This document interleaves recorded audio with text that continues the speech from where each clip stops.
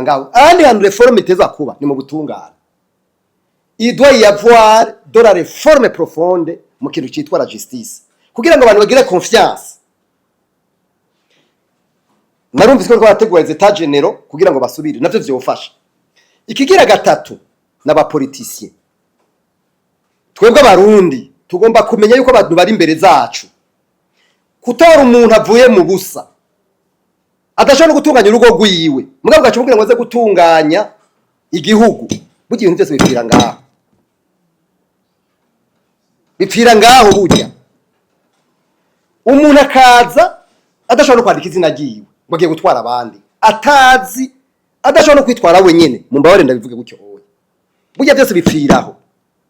Le leadership est fort, éclairé et capable. Rero izo ni iyo reforme nayo rero ibona abanyagihugu bose basa n'abahaye manda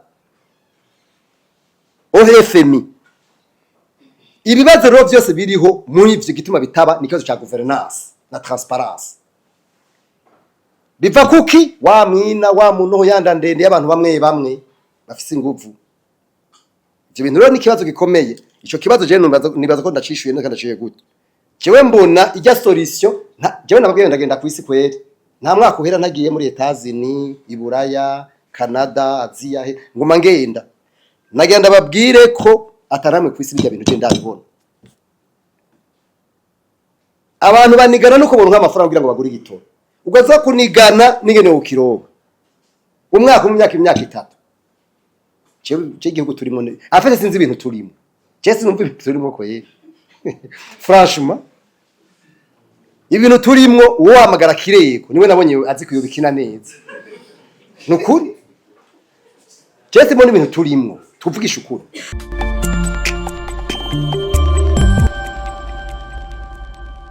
Muti kubera iki ibintu biguma biduga donc bita en fait les prix sont immaîtrisables actuellement. Ibiciro ubu uya nta muntu abigira nari nabivuze na jewe ni umukozi kare twavuganye shambwira ngo rega ngo biharage byaduze ko amajana 3 ubu nyene. Urumva ivyo biva kuki ivyo biva ku bintu bibiri. La loi de l'offre de la demande ntibihura. Urumva donc hariho instabilité des prix mu buryo buri generalisé. Ivyo nivyo vya mbere. Nukuvuga yuko uno munsi hari kibazo c'umwimbu uba ibintu biva mu erega mwene twabibabwiye. Nitwavuze umufundi ujya yubaka inzu yahora yubaka ku miliyoni 100 uno munsi ubu yubaka ku miliyoni 300. Ibintu byose byaraduze, umuyede yaraduze, umufundi yaraduze, ibintu byose byaraduze. Donc murabona mu document twavuze ibiciro n'amaservice. Ibintu byose rero uno munsi bigeza ahantu atamuntu en fait les prix sont incontrôlables. Nta muntu ashaka kubikontrola. Du hakwiye kembo nako hakwiye inama ruko mayihuta. Mbe mwari muzi mbere hariho inama ariko yatunganywa administration tuzobigarukako. Mugabo yahagaze hasigaye umunsi umwe canke imisi rwira ngwibe. Les états généraux de l'administration yaciye ihagarara. Yataza kuba mu ndwi n'intusi mu rwezi bireze heza. Chema invitation ngo ndafise ngaho. Ngize invitation ntuze. N'imipira baranzani. Gize invitation. Abakuru barabihagaritse. Urumva ibibazo rero nyamukuru burya biraha. Kandi twere turonka insiguro, turakeneye kumenya insiguro. Abantu turafise ibibazo mugabo aho abantu kugira ngo tujanwe dutorera umuti haraba hitamwo ko biguma byigirwa munsi y'intuzenya munsi y'amezi. Ivyo bintu nibishoboka. Ibibazo ni byacu. Nta muntu afise ni solution magique mwa bino bintu. Uyifise atwara nayiduhe. Nibabiza twese tuvyigire hamwe kugira ngo twese turi mu bwato bumwe. Iki kintu nico je mbona. Iriduga ry'ibiciro rero nje ndagereza kwishura mu majambo makeya. Nuko hari kibazo cha instabilité des prix kubera atamwimbu kuyuhaba. Mu bindi bihugu iyo habaye iki situation nk'iyo mu gihugu umwimbu kabamuke baca bagira hari cyo bita balance commerciale. Balance commerciale ijana n'ikintu bita balance de paiement. Balance commerciale rero uraba umwimbu ufise mu gihugu n'ukura hanze iyo mu gihugu baye muke ucurangura ibintu bigaca bigwira. Gutyo niko ibihugu byose bifunctiona. Mugabo twebwe ntibikunda kubera sinzi ko ari ukubura capacité, sinzi ko ari ukubura je ne sais pas, mugabe ivyo bintu ntivyigera biba. Rero nibaza yuko tukwiye kuvyigira hamwe twese atari umwavuyemo. Hanyuma Imboneza News ati abantu boruvandika kandi gisubiremo, ati boruvandika uburenganzira bwabo mbere byagenda gutya. Erega reka ndakubwira, burya hari igihe abantu batwara bihenda bakihenda ku bintu. Jewe sinari bwabeho mugabo naravyumvise. Hari abantu bagenda baranigagura abantu kubera batwara mu 2002 mu 2065. Babona abantu barabuza no kugandara, murabizi mumbabarire n'akaru ugomba gutanga. Barabuza n'abantu kugandara. Abantu barahora ntibabone bahoze none ntimubizi mwese. Bora barahoze kubera bavuga iki. Mugabo umwaka umwe urahera, indi myaka irahera, mwarabonye ibyabaye mu 88 ntega marangara. Mwaraboye ibyabaye mu 93 gutyo. Hari ikintu bita mu mvugo y'ubuhinga la transmission transgénérationnelle. Ubonye abantu bahoze bariko bararenganywa, no faut pas utwara kwibaza ngo ufise amahoro, uburi kuri ihenda. Ahubwo igihugu gira amahoro na hantu abantu bavuga ikibaba bakabaje. Twebwe rero leta nyambi igomba ko mu vy'ukuri menye ivyo abantu biyumvira, nibareke bavuge, nibareke biyerekane. Mugabo bacunge ntagire umuntu agira nabundi. Jewe sinemera umuntu abomora ikintu cy'umuntu, sinemera umuntu ahotera umuntu. Ivyo jewe je suis le partisan de la non violence. Jewe kandi ariko no muri rikomeye bose ariko tumeze. Nidugomba umuntu yonone ibintu by'abantu. Mugabo nibatureke tuvuga ico twiyumvira. N'ibibazo bihari no munsi. Twe turakeneye kuvuga ico twiyumvira. Kandi nk'ubu twakira tubashimire kwera urabona utwo twabivuze. Kandi batwirutseko. Sinzi ko batabimenye mugabo nkibabimenye kuko mwese harimo mwabi wabo. Mugabo ntibatwirutse. Ibi nivyo dushaka rero. Umuntu avuga ico yiyumvira. Nimwe ko ravuga ahubwo je nagira nsabi. Muri bukatagihe abantu bakakwiyandikije mu matora. Jewe nari mu mahanga mugabo nje nari ndabivuga ko abamaradiyo yaje abantu baraskwiyandikije bikiye bikintu byerekana bavuga bati none mwe mutumariye iki. Ijya ni message bariko baratanga. N'ubu rero je no saba ko mubishobora akantu agacupa bogahagarika gatoye. Nibagarira agacupa ntaco byica. Mugabo rero bavuga ngo bace bagwara mu mutwe nayo babwiye ngo kubera ngo bacage ivyumviro byinshi. Oya umunsi umwe si munini barashobora kwihangana. Mugabo by'ukuri leta yumve yuko kame abantu bababaye. Erega hari abashobora kuba batavyumva canke batabizi. Abantu barababaye kubera iyi situation. Ibiciro imishahara nishobora kuduga kubera bijyana siguye. Ariko ibintu biguma vyononekara. Rero nibaza yuko leta ikwiye kudufasha nuko yaturetse ikareka abantu bakavuga. Gildas Yihundi Mundu muri BBC ati ibintu biri uko biri, ati mugabo twagira tubabaze mwe mubona neza na neza reforme yohera hehe kugira ngo ibintu bigende neza. Umve ndababwire bane ba mama ndabakarorero ntagire ku karorero muri buka Obere avant 2008 yari douane impôt na recette na service gire by'amarodovance administrative.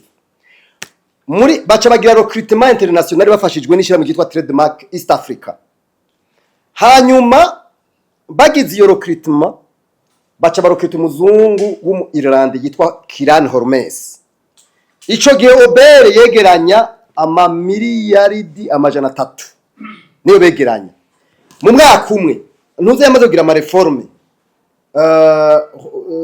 Kiran Hormes baciye baja ku miliyoni amajana 7 miliyaridi amajana 7 mu myaka 3 bari bageze ku mamiliyaridi ku miliyaridi n'inusu urenga. Ubu uya turi ku mamiliyaridi muragera muri budget amamiliyaridi hafi 2,000 n'igice. Twari ku mamiliyaridi 1,500 donc twari ku mamiliyaridi amajana 3. kubera reforme igizwe n'umuntu mugabo ndababwire muri twe yavuye ngaha yiruka sinzi ko mubizi mwese baramwirutse ko ku buryo atakomuka baramuhaye ikamyo y'aba double cabine y'abapolisi baramungira n'iya kabiri mu nyuma te barataromuka kubera iki yari kwarondera kuzana impinduka mwese mwari muzi yuko umuntu agiye kumuduwaniye mu verempo isi n'ijuru byabimumanukiyeko mu mafaranga ntimubizi none ko ariko byari bimeze abo bantu rero barakoze ibishoboka byose kugira ngo bagire bamugwanye ntagire rero nisho kibazo cawe mu ncamake reforme ya mbere ahantu yoba c'est dans l'administration igihe tuzoguma dufise administration dufise uno munsi murazi neza twarasabye yuko hojaho le secrétaire permanent mu bindi bihugu ivya politique bishobora gucangana mugara division mu fonctionne mugabo twebwe bicanganye cyose bice bicanganira rimwe nibagire ni réforme profonde de l'administration publique du kijya kintu navuze cuko base yuko habareze tagenero sinzi ko bavyashe turindire turabe nkikabazo nshobora kubigira vuba mugabe igihe cyose l'administration publique itazobira iri solide ngo hajemo abantu atari abantu b'abanyamigambwe ngo bajemo bafise ubuhinga bagira kimwe bita contrat de performance tuzoguma turi mwa bino bibazo n'ubundi kuko nugutandukanye umupoliticiye mu bisanzwe wewe wagira ico bita imbono vision administration naye cishira mu ngiro la vision igihe rero ivyo bintu bibiri bitariko birakorana nta kigenda donc rero reforme ya mbere yohera ngaho andi hantu reforme iteza kuba ni mu butungane il doit y avoir de la réforme profonde mu kintu cyitwa la justice kugira ngo abantu bagire confiance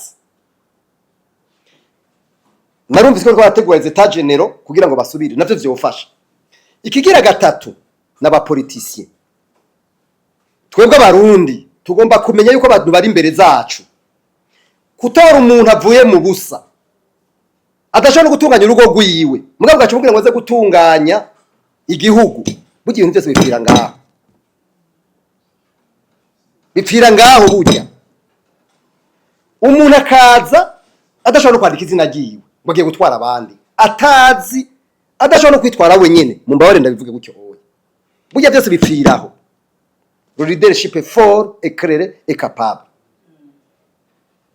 rero izo ni iyo reforme nayo rero ibona abanyagihugu hari umuriro ashobora kubikora uwitwa muri etazi no witwa George Washington yashizeho le base za etazi ni yarabikoze mugabo si henshi muri Afrika bashobora kubikora ni bake hariho n'abandi babikoze mugabo si bake si benshi rero reforme ni ivyo nibije mu mutwe gutyo gusa mugabo habaye inama muri bukabagaza ibintu byose yubatse yaragize ikintu bitara conference de cadre byose byose byagize byavuye haje baca baragira bakazana n'abanyamahanga bakagira ngo badufashe ayo ma reforme rero ni yaheza gafasha gusuma hanyuma mugira muje kuraba abatwara uti ubutumwa mubashiriye n'ubu nibituko turababwira yega ntabe tubabwira cyewe ndiko ndakwishura ibinye tubabwira nje tubabarira tubibutse d'abord ko abasuku bacu igira kabiri tubahe izi solution tuzibahe amaso mu yandi kigira gatatu tubereke yuko turi prêt kugira tubafashe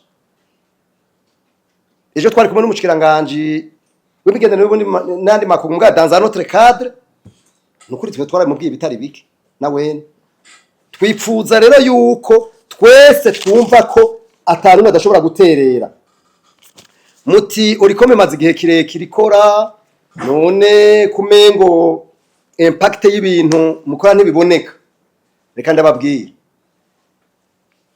twebwe dukora akazi kacu reka ndakubwira bavuga ngo uvuze umuduri avuze umuduri uvuze inanga avuze inanga jewe sinzoza gukora ivyo mushikaje kanaka yokora kandi ntari mushikiranganje eka sinzoza gukora ivyo mu journaliste kaje ntari mu journaliste jewe ivyo nkora nibi ndiko ndakora impact nayo burya ni yinyene gusa impact twipfuza twe turi mu kintu bita éveil de conscience kugira ngo tukangurira abantu hanyuma dutange n'inyishu igihe bajeje kubishira mu ngiro batabishira mu ngiro urumva je sinoshambazwa ivyo wundi mugabo cyangwa wundi mufasoni turumvikana igihugu urabona l'entreprise hari umuntu witwa Fayore na Taylor bashizeho le fonctionnement de l'entreprise kugira ngo ishobore gukora neza. Barerekanye neza yuko kugira ngo ina entreprise ishobore gufunctiona neza nta service yinjira mu yindi, barahanahana ni rore. Nk'ubu twatavuze mwe abanyesha makuru turabahaye namwe muca muhereza abandi gutyo mugabe iyo habaye iyo hariho sheni cikiye hagati no hacaba ingorane. Tugomba rero gufunctiona ku buryo iyo rore iba twese tukumva ko mu bwato ntagire umwe agira. Hanyuma ngenda babwire ku isi nzima burya n'abategetsi bake bakora abasuku mu mbabarire n'abasuku bake bakora bari imbere y'abandi badafise abanyagihugu bari eveye, abanyagihugu basinziriye n'abategetsi baca bisinzirira. Niko bimeze kuko umuntu ingena akoze, umuntu dasanatire arakunda rokonfort, umuntu dasanatire arakunda kumererwa neza, c'est l'égoïsme à outrance. Umuntu arafise akantu ko kuyikunda, nico gituma haba inzego ziragira abashizeho le fonctionnement de l'état bavuze bati hagomba kuba inamashiga amateka ubutungane nagize giti kubera iki opposition pourquoi no kugira ngo ntihagire umuntu yibaza ko ari washoboye byose agitangaza nivyo. Ikindi mwavuze urumuri news oya ivyo navyishuye. Hanyuma ikindi mwavuze muti miliyoni 500 zasabwe mbe mubona zizofasha iki zimwe z'amadolari hacobamwo ibintu bikimeze kubiri muti izi miliyoni 500 mwasabye mwavuze ko zorondegwa mubona byofasha iki ibintu bikimeze gutya. Reka ndababwire mu bisanzwe ko ibintu by'ubutunzi mwabivuze tumaze mu myaka myinshi cyane. Mu bisanzwe aha twafatiye ku kintu bita le volume des importations na reserve zihari.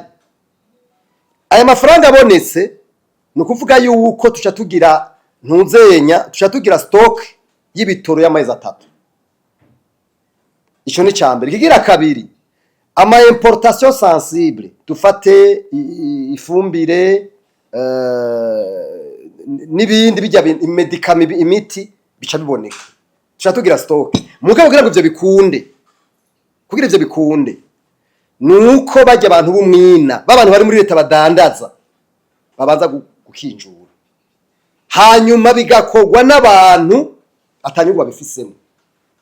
Hanyuma nabivuze nk'ibintu bijanye n'ibitoro abantu barose amadovize ni bapublier liste yabo tubabone twese tubamenye tubakurikirana mugabo kubera batabikurikirana. Sindababwiye akarero muri tribunal de commerce aho usanga abantu birirwa baniganira kubera bibanye bamwe badashaka kuboneka bafise abantu babakoresha mugabo badashaka kuboneka bagacaza kubura. Rero birashoboka kuko bica bidufasha iyi ni biri muri amasina avuga des solutions à court terme. Igihe rero muri truwama tuca turondera des solutions à moyen terme narabivuze byose. Donc birafise nimwe navuga birafise ukuntu bigera birakurikirana. Uburindiriye ko ibigori vyera, uburindiriye ko ibiharage vyera, uburindiriye ko importation wagize ziza gutyo. Ugaca usanga iko kirabaye stabilize. Mugabo rero umuntu w'umusuma ntagira umwanya kwimvira ibintu nk'ibi. Ndakubwije ukuri. Arose amadovize ikintu cyambere yumvira ningene yanyuruze yashisha ku ruhande. Nico cyumviro kiza ubwo nyene. Ivyo rero twe tugomba kubibankira. Hanyuma Bujumbura 24 ati FMI yarasinye amasezerano na leta y'u Burundi tinone amasezerano ameze gute bimeze gute mu ijambo rimwe nico numvise uvuga ubazi ivyo ari byo. Ayo masezerano yaje inyuma yo gukuraho ibihano byari byafashwe muri 2015 canke après 2016 bifatwa na Union Européenne n'abandi bafashe Burundi barabifata bivuyeho. Hanyuma ingene zijya institutions zifunctiona bagiranira ikintu bita amase accord.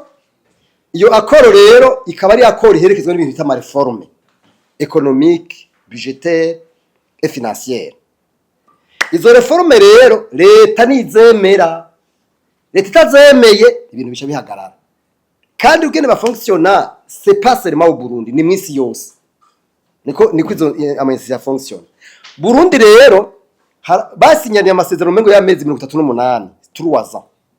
Ayo masezerano yateza kuza araba evaluer chaque 6 mois. Evaluation yerekezwa n'ikintu bita revi. Iyo revi hari ni mission iva Washington ikaza ku evaluer karaba ko ivyo basezeranye biriko biraja mu ngiro. Cyane cyane ibintu by'ama reforme. Des réformes nabivuze budgétaire, financière, économique, etc. Rero revi ya mbere yarabaye concluante. Erega biri kuri site zabo. Vous pouvez vérifier vous-même.